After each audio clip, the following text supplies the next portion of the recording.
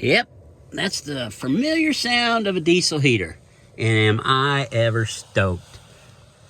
Man, I've got this thing set up so that it can blow nice, warm, 250-degree air into my camper all night long. I've got it set on the lowest setting, and I think it's going to be just perfect. The weatherman said it's going to be 18 degrees tonight. It's already 22 and dropping like a rock. So I thought, let's go test this thing out. What better time than when it's really cold?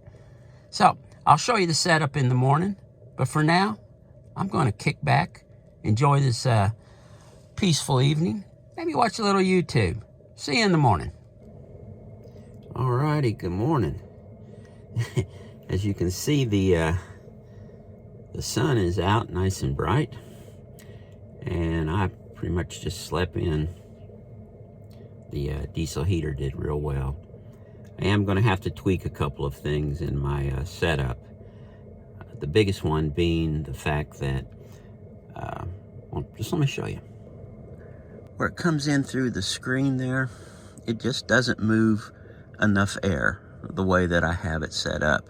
So there's plenty of nice warm air here, but it doesn't move out into the camper itself, so it wasn't real efficient.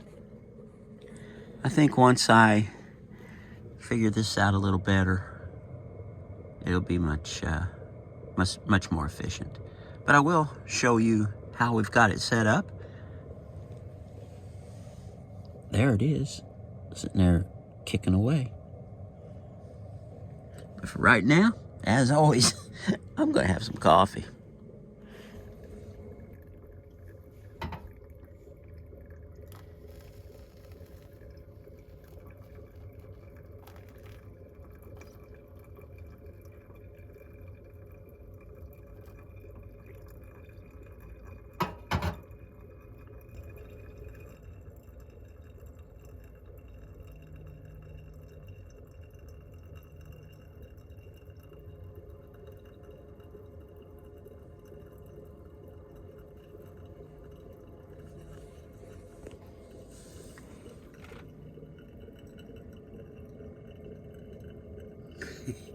I pulled in here way after dark.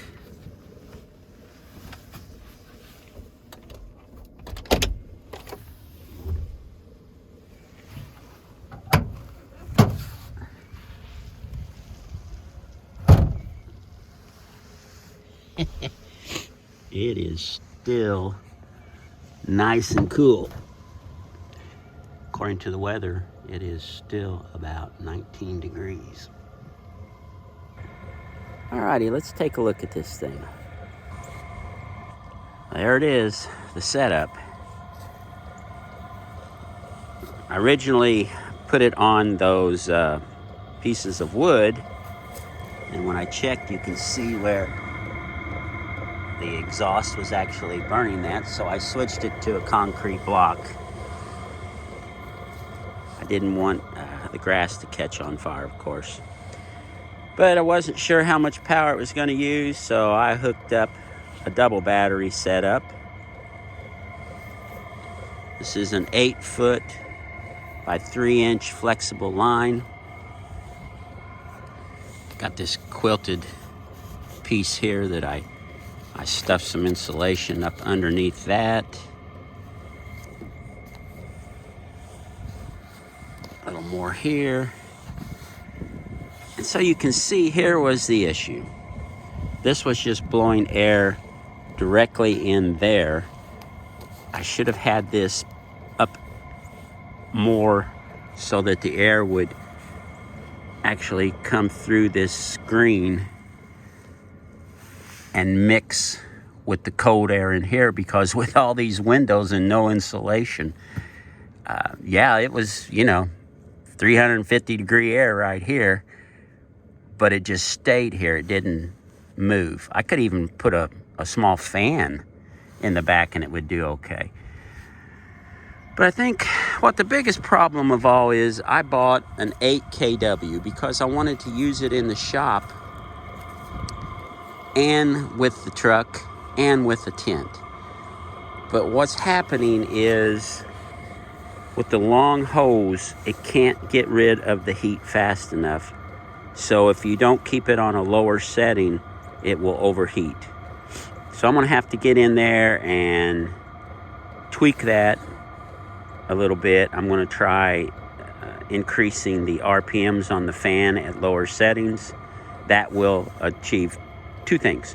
That'll get rid of the air quicker, so it should cool faster, and it'll put more airflow out the end and help solve the problem of this.